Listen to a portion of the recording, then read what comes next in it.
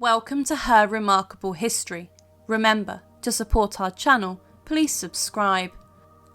Agnes Howard, the Scandalous Duchess of Norfolk. During the reign of King Henry VIII, he was a man with a wandering eye for women. This led to the notorious king having 6 wives, and infamously 2 of these were executed inside the Tower of London. These executions of the queens shocked the nation, but one queen was spared no remorse and was beheaded using the commoner's axe. Catherine Howard, after her execution, was then allegedly buried in the chapel of St. Peter ad Vincula, and Henry VIII was so outraged by her betrayal that he ordered her body to be covered in quicklime, as if she was simply erased from history. Catherine was accused of adultery and treason behind the king's back, but she is seen today as a victim of advantageous men who were manipulative. With her upbringing, she suffered from this, and was supposed to be looked after by her step-grandmother, Agnes Tilney, or Agnes Howard, the Duchess of Norfolk. Agnes Tilney is seen today as the Duchess whose lapsly oversaw the household that raised Catherine Howard, and she is considered to have been neglectful. She was born around the year 1477 and was the daughter of Hugh Tilney of Sturbeck and Boston, Lincolnshire. Her brother Philip served in the household of Thomas Howard, the then Earl of Surrey, who married Agnes's cousin Elizabeth. She was linked to nobility. However, after the Earl of Surrey's wife died, he then married Agnes. She was regarded as a rather safe bet by Howard, as her dowry did not cost too much. When they married, the Earl of Surrey was seen favourable with the monarchy, and this brought the family a slightly elevated status. Thomas fought for Richard III, whom he greatly supported, and was even by his side when he fought at the Battle of Bosworth, the deciding battle in the Wars of the Roses that resulted in the death of King Richard. This battle also ushered in the beginning of the Tudor era. As he fought for Richard, Thomas Howard was then regarded unfavourably by Henry VII, but later he was called to court, and he regained favour with the first Tudor king. He even went with him on a visit to France, and was sworn in 1501 into the Privy Council, and later made the Lord Treasurer. This brought a significant amount of favour also for Agnes Howard, and her husband was even involved in the negotiations of marriage between the Spanish and the English with regards to brokering a deal between Catherine of Aragon and Henry VII's eldest son, Arthur, the Prince of Wales. He even oversaw Arthur's funeral when the young prince shockingly died. In 1503, Agnes went with Princess Margaret to Scotland for Margaret's wedding to James IV, and she was given a length of cloth of gold for this. However, things changed when Henry VII died. Thomas was an executor of the king's will and was involved in his successor's Henry VIII's coronation. He was seen as a very competent military leader, and during the Battle of Flodden on the 9th of September 1513, he defeated easily the Scottish soldiers, and this brought him and his family, including Agnes, rewards from the monarchy. This included fame and also financial gain, with Agnes benefiting when Thomas was named the Duke of Norfolk a year later.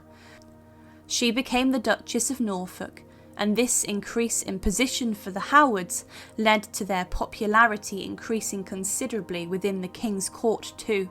They were given large swaths of land, and they were now seen as one of England's most powerful families. Thomas became the 2nd Duke of Norfolk, with Agnes being there for him. Agnes even became the godmother of the future Mary I.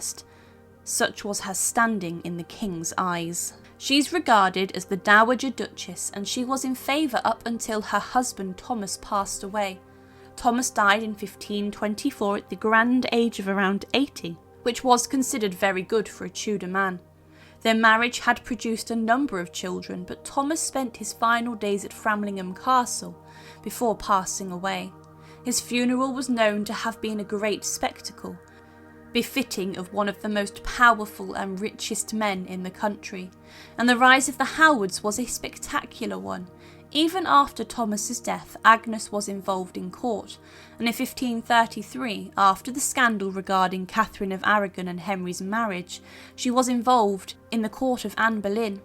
Anne was seen as the woman who stole the eye of the king, and with the king's struggle to get the divorce he wanted, their relationship led to the break from Rome and the English Reformation. During Anne's official marriage to Henry, Agnes Howard held Anne's train in her coronation, and was named the godmother of Princess Elizabeth, the future Elizabeth I. This made her the godmother of 2 Tudor queens.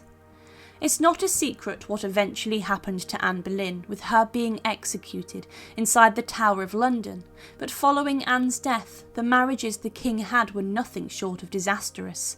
Jane Seymour, his third wife, did provide him with the male heir that he wanted. However, she died shortly after giving birth to Edward VI.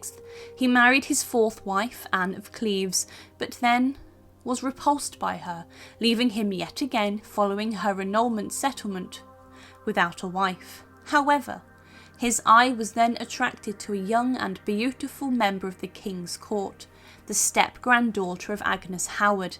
Catherine Howard was noted to have stolen the king's heart, but she was very young compared to the ageing and grotesque Tudor king. Henry was blinded by love for her and called her his rose without a thorn, and the two quickly married. However, yet again, this ended in tragedy. Within a couple of years of Catherine Howard and the king's marriage, Catherine was led out to Tower Green to a scaffold and was executed by axe. Catherine had been found guilty of adultery with one of the king's closest companions, Thomas Culpeper, and also another man, Francis Dereham. Indiscretions about the Queen reached the king before, and the arrest and trial against Catherine was swift and brutal. However, allegations emerged about the Duchess of Norfolk, Agnes Howard. As a young girl inside the care and supervision of the Dowager Duchess of Norfolk, Catherine had become very heavily influenced by some other girls, and inside their sleeping chambers men often visited. The girls stole food and wine from the kitchens and got drunk with these men, and it's alleged had liaisons with them. Inside Agnes's care, Catherine was corrupted by these girls, and it was noted that she shunned her education. She caught the attention of her music teacher, Henry Manox, a much older man, who it's accused that Manox groomed Catherine, and that whilst in Agnes's household, the two engaged in some form of physical and sexual conduct. It's believed that Catherine was pressured to lose her virginity to Manox, and later the two both confessed their liaisons when questioned regarding adultery against the king. Catherine Howard was also pursued by the secretary of Agnes Howard, Francis Dereham, and it's claimed that these two then became lovers, and even spoke as if they were husband and wife. Dereham was infatuated with Catherine, and it's believed she was too with Dereham. However, Agnes was furious when she found out about her secretary having a relationship with her granddaughter, and she forced them to break things off. However, these relationships and sexual encounters had huge effects later, as the king believed and had been informed of Catherine's virginity, and for him to marry a woman who was regarded as unpure was a huge negative point.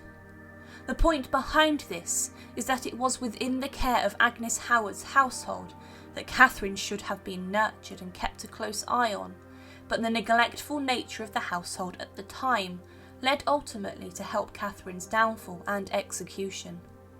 During investigations, it was claimed that Agnes Howard had allegedly tried to destroy evidence, burning papers belonging to Francis Dereham, and she was questioned a number of times about her step-granddaughter. She could add little to the proceedings, and she did admit that she influenced Catherine as a prospective bride to the king, despite knowing of her past with other men. Many of her own household and family were held with her inside the Tower of London during the scandal, and a number were sentenced to life imprisonment for their involvement, and were forced to give over their property and wealth. Agnes Howard was spared trial as she was regarded as old and difficult, and it was even considered that she may die out of perversity to defraud the King's Highness of the confiscation of her goods, but she was sentenced to imprisonment and lost her lands and goods. Following Catherine's execution, she was released from the Tower of London, and the King had to be talked down to not order her own execution. He saw Agnes Howard as complicit in the whole affair, and she had been a powerful force behind the King's marriage to Catherine in the first place. 3 years after her release, in the May of 1541, she passed away. Agnes Howard had lived a very interesting life. Through marriage she rose to prominence within the reign of Henry VII and also Henry VIII. Henry VII regarded her and her husband Thomas Cromwell, the second Duke of Norfolk, as trustworthy and valued members of his court and nobility. However, following the Catherine Howard affair, all trust that the monarchy had for Agnes had dissipated. Henry VIII initially trusted Agnes, and she even became the godmother to Mary I and Elizabeth I, but scandal blighted her final years at court. Today she's seen as the neglectful one who should have been responsible for Catherine Howard's care. It's considered that she may have been a driving force between the King's marriage to Catherine, even despite knowing of her past sexual relations. Because of this, we could possibly see her as yet another person who manipulated the young Catherine Howard. Thank you for watching, and to support, please subscribe to Her Remarkable History. Thank you.